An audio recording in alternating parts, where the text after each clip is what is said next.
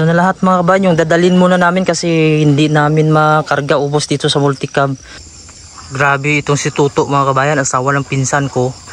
Kaya niya tumagal sa itaas, 20 minutes. Ito mga kabayan, masarap din ito. Ang palaya na wild. Dalugbati ito mga kabayan.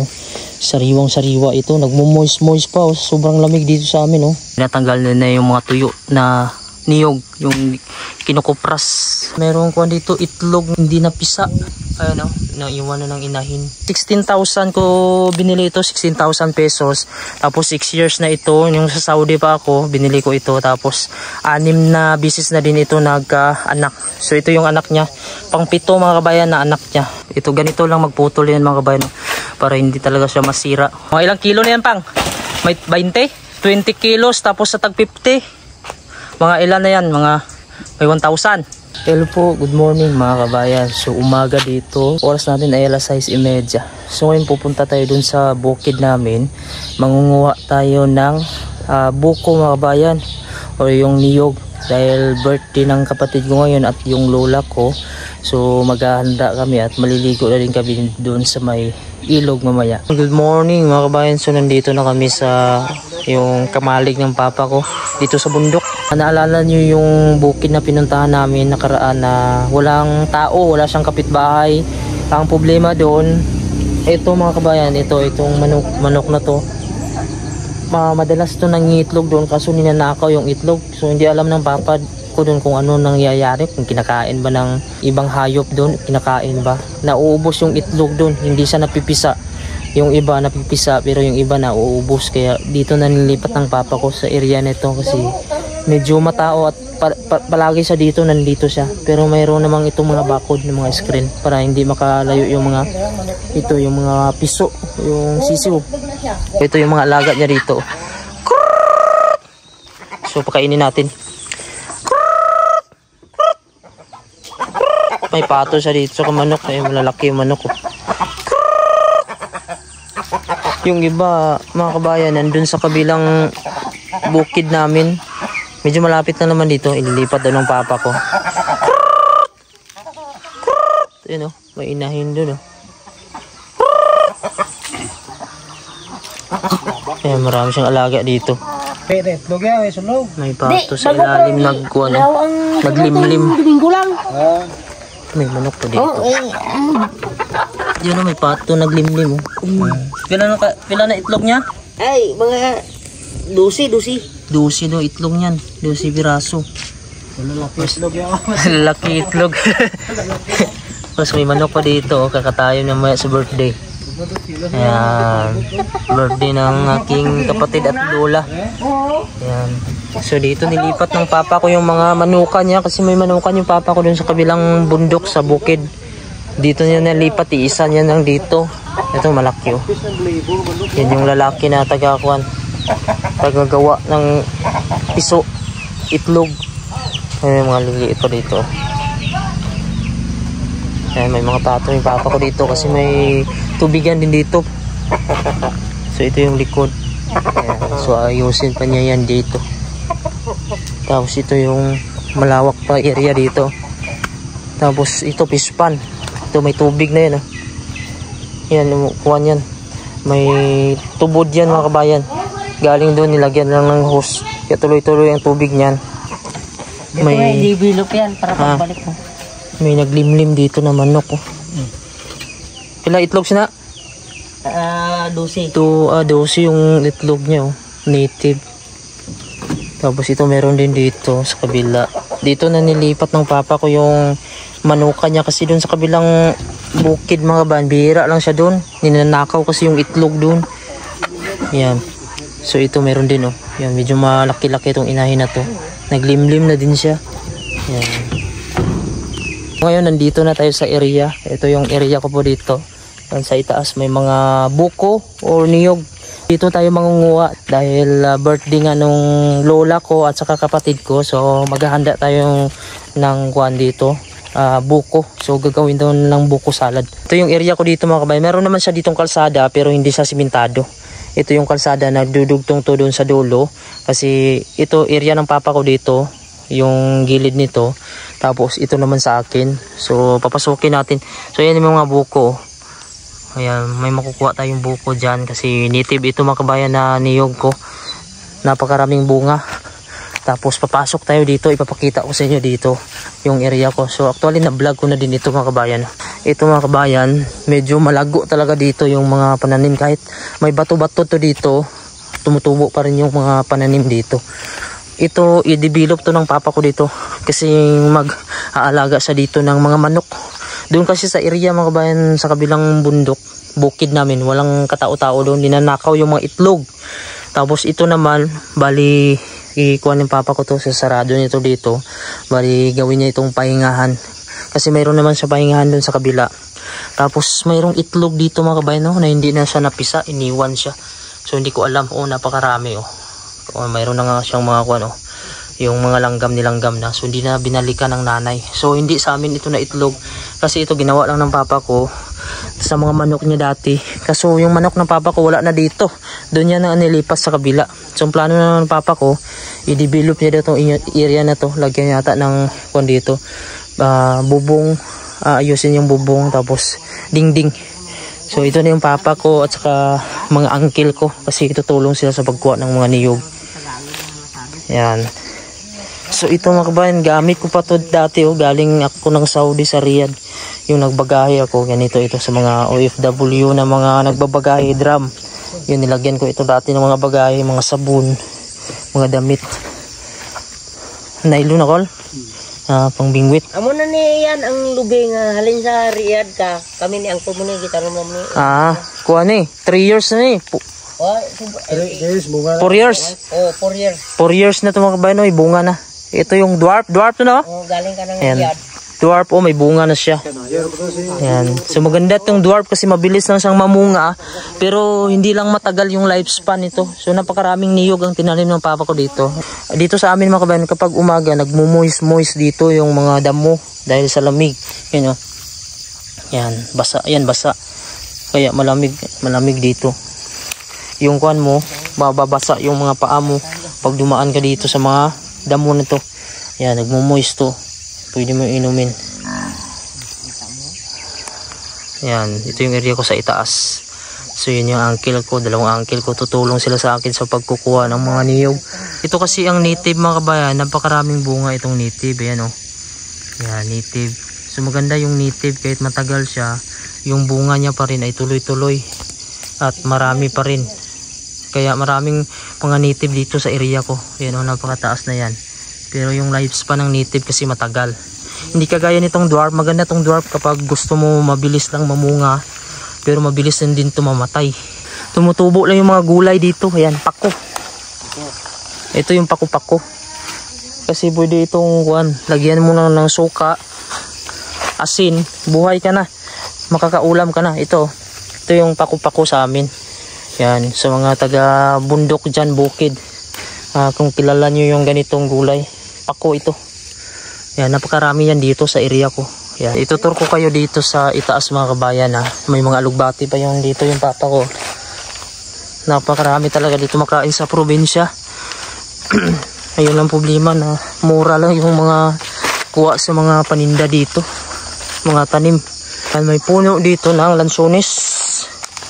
Medyo namumunga na to kasi malaki na siya mga bayan. Tapos ayun, ayan, meron siyang puno ng lansones. Medyo malaki na siya. Ayan, ito pa yung niyugan ko hanggang sa itaas. Medyo paahon-ahon na tong lupa na to dito. Pero may mga tanim na naniyog. So nangunguha na yung uncle ko ng alugbati din. Ayan, bago-bago pa yan. Presko yung alugbati na yun. Ayan. So masarap yan, lagyan ng kahit ng sardinas lang o kalabasa. So medyo malabong, kumakatay lang dito mga kabayan, magapang lugbati nalalata na lang hindi na napapansin. Yan, buhay na buhay dito lugbati kahit hindi na sa nililinis dito, sari-sari lang yung damo na nabuhay dito. Damo na bunga marang ito mga kabayan, masarap din ito. Ampalaya na wild. Yan, so may bunga din ito, yung maliliit lang. Kasi ito wild lang to, tumutubo lang to dito. Lalo na yung mga hinog yan, kinakain ng mga ibon, tapos tinatain nila, yan nabubuhay. Yan, napakarami yan Yan yung dahon ng ampalaya na wild ito. Ito yung talbos niya, masarap yan. Pag diabetic. Ayan, pang diabetic, gamot yan. So dito lang yan sa farm ko mga kabayan. Napakarami lang damo dito. Kasi hindi na na-maintain dito. Bihira lang yung papa ko dito makapunta. Dahil mayroon siyang mini-maintain din ng mga area niya. Ayan, so nabakante to dito. Tinamnan niya lang dito ng mga niyog, saging, tapos mga prutas dito. So may mga durian dito sana tinanim. Siguro mga 3 to 4 years mga kabayan, makakatikim na tayo ng durian dito. Tapos itong marang na yan, pag season, yan maraming bunga yan. Hindi lang kasi season ngayon. Puntahan natin dito mga kabayan. Oh. Ito pa yung area ko dito hanggang dito. So medyo malago-lago dito yung mga damo. Hindi talaga to nalinis dito. Ang gagawin ko dito mga kabayan, ipakuan ko na ito. Ipatrabaho ko na lang ito, magpabayad na lang ako. Dito pala nagkukuan yung baka. Yan, bali pinapastulan pala ito ng baka dito. Kaya siguro hindi na pinalinis yung papa ko. Ayan, malago talaga dito yung mga damo. At saka buhay na buhay dito mga kabayan, yung baka. Ayan. So ito pa yung area ko dito. Ayan, medyo malawak pala yung ng baka dito. Tapos yun, may mga niyog na siya. Oh. So bago pa lang namunga itong mga niyog na to ata. Oh. Ayan. Marami pang bakante dito na pwedeng pagtamnan. Tapos ayun na yung kanina. Oh. Yung payag ng papa ko, kamalig dito sa area ko. Ngayon titingnan natin yung baka. Andun na yung asawa ng aking pinsan. Ayan, walang hak-hak yan mga kabayan, o walang guide yung niyog na yan, inaakyat niya. Sanay na sanay kasi sa dito sa pag-aakyat. Kuha na siya ng yung mga tuyo na mga yung matanda na. Tapos yung buko. So punta tayo sa ibaba mga kabayan ha. So may mga tae pa dito ng baka kasi dito pinapastol ng uncle ko yung baka. So yan yung baka ko mga kabayan oh. Ayan. So yung uncle ko kasi nag-aalaga ng baka ko, tapos yung papa ko siya din nag-aalaga ng iba. Kasi yung baka ko hindi ko na matandaan kung ilang piraso, siguro may 4 na piraso o 5. Pila ni tanan bilog baka ko bang? Di ara, Riyadh itina siya. Ha? First time mo sa Riyadh. Muna. Muna yung pinakauna. Ito yung pinakaunang na-invest ko sa Saudi Arabia, sa Riyadh mga kabayan, na baka na to. Na to, mga 6 years na tong baka. 5 years. 6 to 7 years na to. Ako na kinabang, ikutin, hindi ka na kinabang. Anim na kuha na din to, 6 na baka na din ang lumabas dito. Binili ito 16,000 pesos.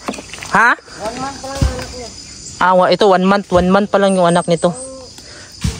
Tapos ito, tingnan natin dito, nangunguha na ng niyog yung asawa ng pinsan ko. Ayan. So kanina pa siya dito mga kabayan oh. Ayan, oh. Walang hak-hak yan oh. Yung guide, yan kinukuha niya lang. So wala kaming sungkit. Sana may sungkit dito. Wala kang sungkit mga oh. Kaya mo, yawang sungkit-sungkit siya. Siya nag-aak. Tumay pang kuhaan lang sa iban na sungkit. Ayan mga kabayan oh, napakarami na yung nahulog niya ng mga tuyo na niyog, tapos buko. Ayan, yung pinsan ko, sanay na sanay talaga, asawa ng pinsan ko. Sanay na talaga to sa pag-akyat ng mga niyog. Ayan. So ito din marami pang bunga. Testingan mo na. Yan, subukan ng uncle ko kapag malaman na buko ito. Nalaman mo yung buko, sakto lang yung pagkakapal niya. Labad dito. Oh. Buakin mo na oh. Buko na. Testingin. Buko na. Yan, subukan namin kung buko yun. Ayan. Puy. Ha? Tigangig. Tiga-tiga. Medyo matigas-tigas to. Kaya kukuha ulit ng panibago. Ayan, matigas ito. Hindi pwede ito sa buko. Hirapan yung ngipin natin ito. Ayan, makapal. Ito yung isa, subukan na naman to. Baka ito na yung buko. Yung kalapit-lapit niya. Ayan, tingnan natin yung laman. Hara! Humok! Hara! Ayan, pababa na mga kabayan yung kuhan ko. Sawa ni pinsan ko. So wala kasing guide itong niyog namin mga kabayan. Mayroon sa dito pero dito lang sa ibaba. Ito. Pero pagdating dito sa bandang gitna, wala na. Siya no. Wala. Kaya wala siyang maapakan. Ang gawin mo talagang kapit ka talaga. Pati yung dibdib mo. Lahat ng katawan mo nakadikit.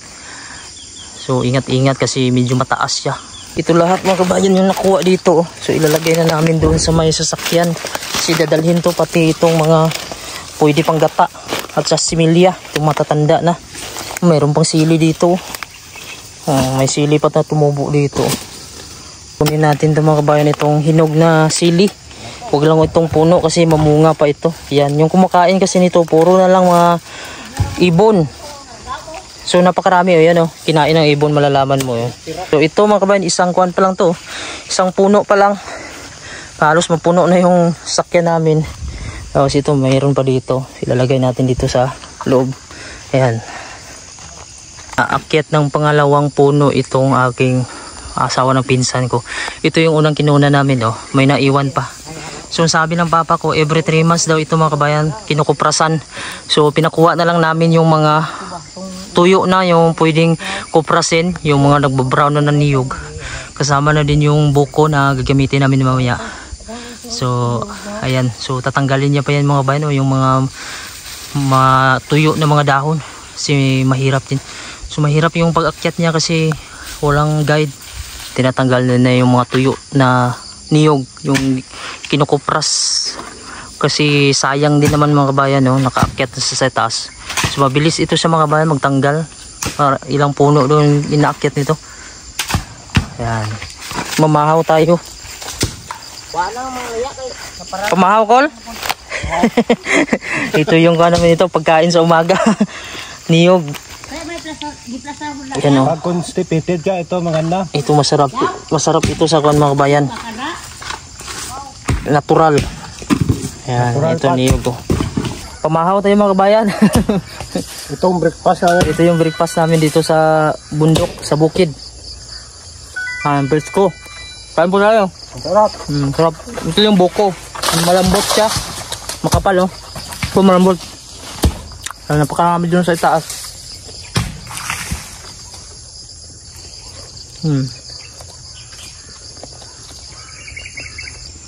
Grabe itong si Tuto mga kabayan, asawa ng pinsan ko. Kaya niya tumagal sa itaas 20 minutes.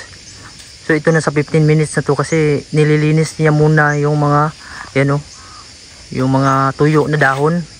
Yan, bago niya kukunin yung mga niyog. Kasi tatanggalin niya muna yung mga yung niyog na kuprasin. Yan.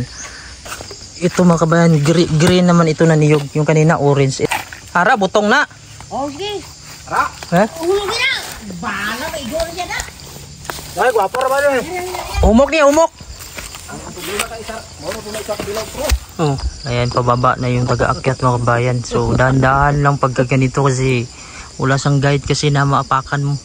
So, ito lang muna yung ipatanggal namin mga kabayan. 2 puno kasi hindi kaya ng multicab namin. Yung multicab namin maliit lang yan. Marami na kasi yung nakuha niya. Kasama na yung mga tuyo na pangkuprasin. Kuprasin din namin. Tapos yung buko. Actually mayroon pa din dito. Marami pang mga niyog dyan na pwedeng kunan. Pag dito ka natin, ikaw na mag-iusap So ito mga kabayan, lahat 2 puno lang ito. Pero parang hindi pa makasya dito sa multicab. Pakarami pala. Mura na yung So ayan mga kabayan may mga halo na kasi ito. May tuyo. Yung kupras kasi ito ganito kulay. Ito mga kuha na ito butong, buko. Ayan, so 2 puno pa lang yan So ito maganda pala na investment din pagka magtanim ka nito. Pag pilang kilos kupras bang? 74. Tag 74 daw yung kilo ng kupras. So mahal pala yung kupras. So maganda ito pag may malawak ka na taniman na niyog. So, every 3 months? 3 months o 4 months. Every 3 months, 4 months to yung harvest. Tapos ito, kailan lang ito daw hinarbisan? Wala pa daw 3 months to. Mga 2 months pa lang to. Pero yan, may kasunod na naman Ayan. Native kasi na puno, matagal siyang mamatay. Tapos matagal din yung lifespan niya. Tapos yung bunga niya, marami pa rin. Hindi kagaya sa dwarf. Pero may mga dwarf tinanim yung papa ko dyan. Pero yung iba native. So tatamnan pa rin. So ganito na kadami. Ayan. So ito yung kinuprasan dati Ayan. Mga February daw ito nag-isang kupras. So Ito yung mga native na similya mga kabayan. Oh. Bali itatanim din ng papa ko ito. So maganda kasi itong native talaga na niyog. Maasahan talaga siya sa tagal ng panahon. Tapos kukunin namin itong kuan kasi pahinugin namin. Latundan ito. Ito masarap yung saging para sa mga bata. Yung basa-basa yung tae mo. Pag ito yung kainin mo, bibilog-bilog siya. Yan. Ayan o, kuha na yan. Kuha na siya mga kabayan o. Gulang na. Tanda na. Mataba din yung saging na to. Hindi makuanto masakit na saging pag latundan. Hindi siya kuwan sa sakit. Ayan. Ayan yung latundan. So kuwan yan. Kailangan mo pang pahinugin muna yan. Hindi kagaya sa lakatan na pag mag-yelo lang konti, pwede nang kainin. Ayan, dapat hinog na hinog siya. Para hindi siya mapakla. Bayar ng ginawa, kating kanita sa lakatan kay para Naputol na itong isa mga kabayan. So malalaman mo siya pag kuha na medyo may itim-itim na siya. Oh. Pag matanda na yung kuhan. Gulang na ba sa amin. Bigat. Mga ilang kilo Col? May 30? 25 kilos. Mga 25 kilos. So medyo mabigat. So marami-rami na din mga kabayan. So makakuha na lang yan. Mababa lang ang presyo. Isang linggo bang no? Oh. Isang linggo mga kabayan pwede na yung makain. Ayan, mabilis kasi sa mahinog pagka pinutol mo siya tapos i-stack mo siya. Ayan, ito yung latundan. Bihira lang tong ganitong saging kasi medyo mura lang yung binta nito. Pilang kilo sila bang? 12 lang yung kilo niyan mga kabayan, latundan. Kaysa 50 plus na lakatan. Lakatan 50 plus, 52, 54. So sa lakatan kami lumipat. Pero ito masarap ito na saging, matamis. Yung kadalasan sa mga kinakain ng mga bata. Kasi yung lakatan kasi sa mga bata minsan masakit yung tiyan nila. Ayan mga kabayan, pag nagtatae yan, gamot yan. Magbibilog-bilog yung tae ng bata. Yun yung pinakapakain ko dati sa anak ko. Yung latundan. So ganito mga kabayan, kapag mayroon ka lang lupain, tapos tamnan mo lang siya ng mga saging, mga niyog. So kahit paano, makaka-income ka din. Bunga yung mga santol, Bangkok na. Ito santol mga kabayan, oh. Bangkok ito. Ito dito din yan sa akin. Hindi season. Namumulak na siya, oh. Hindi pa kasi season. May mga bulak na siya actually. May bunga na gano'n. Tapos, ayun may bunga na din pala, oh. Kaso hilaw pa. So hindi pa tayo makakatikim. Marang evergreen na siya. Tapos itong marang mga kabayan, yung green siya, green. Evergreen yung tawag. So masarap din yan. So hindi tayo nakatiming ng season dito. Yan, ito na lahat mga kabayan. Yung dadalhin muna namin kasi hindi namin makarga ubos dito sa multicab. Ang babalikan na lang namin yan sa susunod na araw siguro. Ito yung farm ng papa ko dito. Bali nilinis niya na pala. Dati nung pumunta kami dito, hindi pa to dito, matataas pa to dito. Yun pinutol niya, yung kita niya yung sagingan niya sa gilid, oh. Yan. So makikita na yung area mga kabayan. Medyo mataas to dito yung area namin. Dito sa left side, ito yung sa uncle ko, yung may-ari talaga ng lupa na to. Yan. So ito yung sa amin. Ito yung nilinis ng papa ko. Kasi yung papa ko mga kabayan, araw-araw talaga dito sa bundok, sa bukid. Hindi mo mapigilan yun pagka nasa bahay siya, hindi siya mapakali. Ayan. So nakikita na yung farm namin sa itaas. Medyo paahon na yung mga kabayan pero mataba yung mga lupa. So hanggang dun. So dun yung kuwan ko kanina, yung may mga niyog na kinuha namin. So marami pa siyang bakante dito. Kahit dito sa labas, oh, pwede mong tamnan ng mga gulay. Malago talaga dito sa amin yung mga kuwan. Tapos malamig pa.